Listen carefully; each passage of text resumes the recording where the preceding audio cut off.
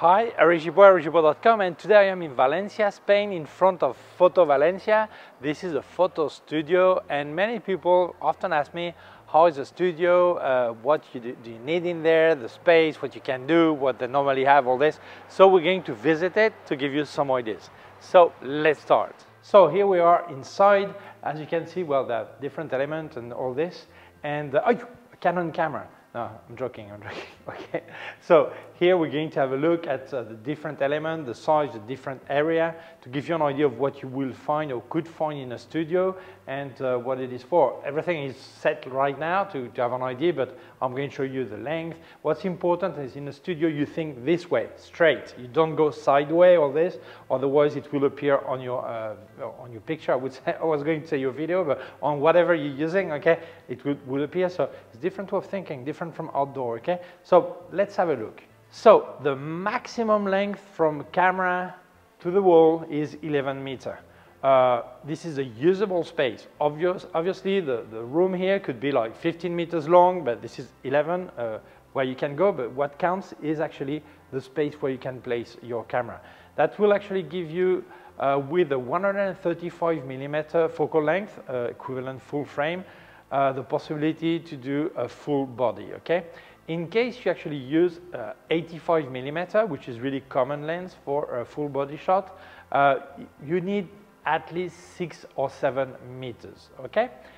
Many people don't realize that it's important. This is probably the most important part of the studio, because if actually I cannot fit my 85 millimeter or 135 millimeter, and I go with a 35 millimeter focal length, and I want to fill the frame, I will get a lot closer to my subject, and this is not actually the lens that actually changing the shape of the body. It's the fact that I am too close, okay? If I use my 35 millimeter placed at 11 meters, then I reframe in post-production and the body will be the right proportion, okay?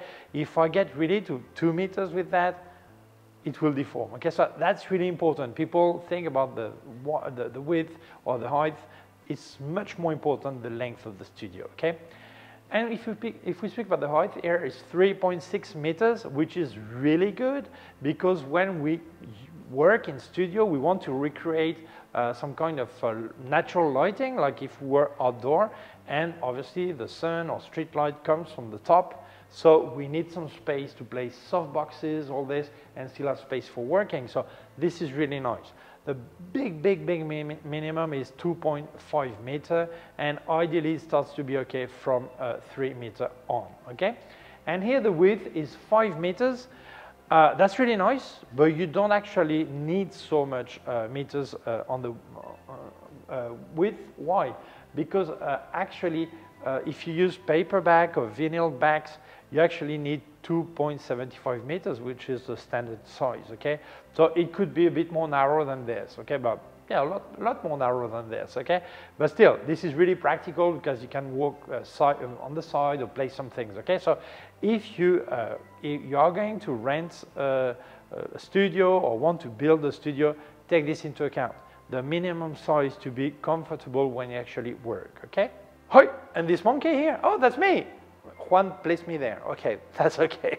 Well, here's the space, okay? As you can see, you have a sidewall, ceiling, floor. The ideal paint color for the sidewall and the ceiling would be neutral gray, okay? But it's really rare to see it. Why?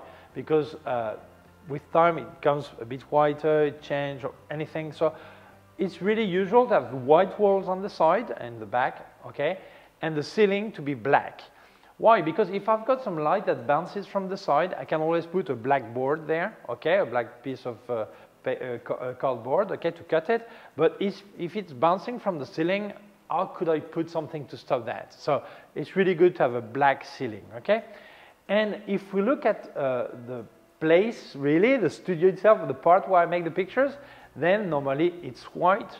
Normally they spend a lot of money in paint, because you have to repaint very often because people walk on it, it becomes gray or dirty or stained, okay? So it's really usual to be painted.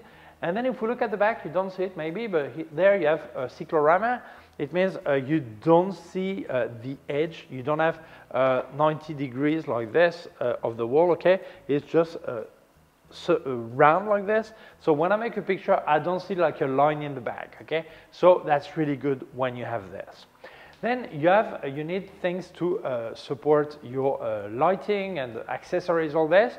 It could be like a light stand like this one here, okay? But it could also be some rail on the ceiling that fall from there, hang from there, I should say, okay? And one is better than the other, and depends what you do, okay? If you want to have rails on this hanging on the ceiling, it's more complicated to install. So if it's not your place and you're renting it, maybe it's difficult because they don't let you put some metal things at the top, or when you want to remove them, you will damage the ceiling or whatever, okay? So in this case, light stands are a lot easier to use. The good thing about rails, you don't have anything on the floor that bothers you. The bad thing of this is actually that when you want to place your camera, maybe there's a light stand that is just in front of the camera, all this. So there is not ideal situation, but it depends on what you can do and your budget and what you want to do, okay? But this is the minimum you actually need, okay? Some light stand or some rails and all the white paint, all this, okay? And the black ceiling is really good. Okay, let's speak about the backdrop. In this case, you have a white backdrop with the cyclorama in the back, okay? But you can still place other backdrop, like here you have a textured one that is there. And very often people say, yeah, but I cannot do a cyclorama in my house or in the place I'm renting. So what could I do? Well, you could actually use a paper back or a vinyl back, okay? If you use paper, there are many colors. You can really, depends on which studio you rent or what you want to buy for yourself, okay? Many options, okay? But the big problem of paper is that when you work on it, you stain it and there is no solution. So vinyl is a lot better. You can actually wash it. When you work on it, you don't actually break it. You can use it for many years, okay? So if you use paper just once in a while, that's fine. But if you're going to do many pictures on paper backdrop, that's really really high price, okay? In this studio, they used to spend like several rolls of paper a week, okay? So now they have vinyl. Vinyl, you actually clean it, wash it, all this. So it's not just when you buy. If you're going to rent a studio for a few hours, when they use vinyl backdrop, very often they don't charge you extra. But when they use paper backdrop, they make you pay the amount. Each meter you've been using and that is damaged after, well, you have to pay for it extra. So sometimes you calculated your budget and then you have some extras for that. So when renting a studio, ask always if they have paper backdrop or vinyl backdrop, okay? Color-wise, in paper you have many colors, vinyl you don't have that many. And I see many people, they ask for gray background. Well, this is where actually you need to have quite a bit of length in the studio, because if you don't light a white background, it becomes gray or even black, okay? So actually don't buy gray unless you really need to be close to the wall and you don't have a light drop, okay, fall off, okay? Otherwise you don't need gray, okay? So before buying this, think first what you actually need, or when you rent a studio, ask always what do they have available, okay? So here I am in the combat area, I could say. Different clothes, because I recorded yesterday, I didn't like the way I presented it, so today I record again this part, okay? So ask one, please bring things that I really like. Obviously, the typical studio is in the back there. You have the wall there and the cyclorama in the there on the floor, okay?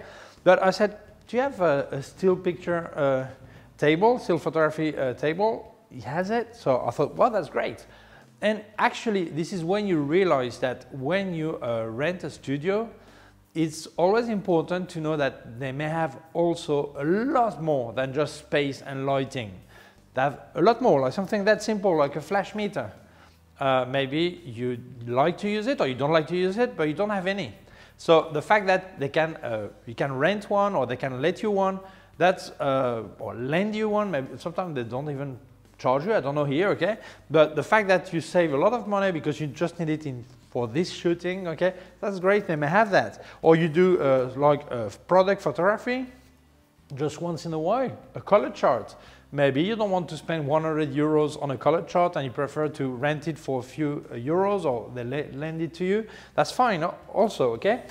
When you look at a table like this, that's not just expensive, it's also occupy a lot of space. So maybe at your house or in your garage you don't have space, and here you can light perfectly from the top, from the bottom, from the back. That's brilliant, and this is an investment you don't have to do.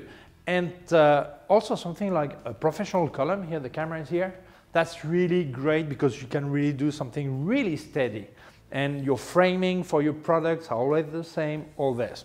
I'll just speak about product right now. Obviously, it can be a model, it can be, not here obviously, but on the back, okay? But just give you an idea that when you go to a studio, it's not just lighting and modifiers. There are many more things they may have, okay? So if we speak about lighting, it's also really important to know what they offer, what's included, what's not included, but also the type of lighting, okay? Because I've seen many studios, they tell you, I've got the top brands, say, what is this? Pro Photo, which they are great flashes, okay? But very often they have 2 units, sometimes 3, but very often they have 2 units. And you actually need 4, 5 flashes to do your light setup, okay? And in this case, they say, no, we also have other brands, so you can mix them. No, you cannot mix them, because normally the color temperature is not exactly the same, and you may have warm color from one side, cool color from the other side. And how can you fix that in post-production? Where does the cool light stops and the warm one starts, you know? That's not feasible. So it's important to ask, what do you have? It's better to have a less known brands and they all work the same with the same color temperature than have a really marketing flashy Pro Photo for the studio, and the rest is not really the same level, okay? So it's important to ask, okay? And even within the same brand, it's important to know what model do you have, because if you investigate a bit, you will realize some brands that don't have exactly the same color temperature depending on the model of flash they use. So always ask what they have, okay? It's really important. Ask everything you may need, and sometimes it will save you a lot of money, okay? And if we speak about modifiers, like here they have, here they have 39 flash units. That's crazy, okay? Obviously you don't need 39 flash units, but sometimes you would like, for example, to have 2 light setting for product photography, for example, separated. So when someone is preparing the picture, you're shooting the other side, and then you go a lot faster because you go and light the other one, and then you move from one side to other. They have only one table, but they could have other product. I don't know. You can imagine yourself, okay? But what's important is to know what they have. If we speak about modifiers, they have all kinds of modifiers. Octobox, circle, beauty dish, strip light, all this. So it's great for clients when they rent a studio because they can ask any kind of thing to light the way they like. But it's also good for you because let's say you don't rent a studio, you just do that by yourself at home. You probably have 1 or 2 modifiers. So you always have a very similar type of light. And when you change clients, maybe you would like to try something different, but you stick to what you have.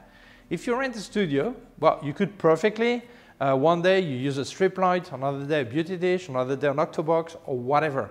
And it makes more versatility to what you do, okay? More option for your clients, so that's good. So when you're going to rent a studio, always ask, what do you have? What gear do you have? Some kind of inventory. What's included in the renting price? What is the cost of the extra? Like here, they even have like 15 tripods and the light stands, all the one you want, okay? But always ask, because you may save a lot of money not buying things actually can provide in the studio, okay? So this studio is really complete, okay? There are other studios that have even more. Other studios have a lot less. So it's important to ask according to what you actually need, okay? Don't rent a studio specifically because have a still photography table if you don't do it.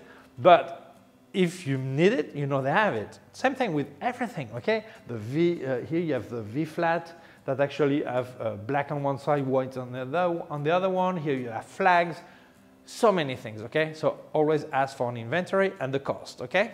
I know you want to see the cyclorama, okay? So it's not lit properly, so actually you do see some difference, but actually when it's properly lit, it's like curved like this. You don't see any line, anything. So that's the way it works, the cyclorama, okay?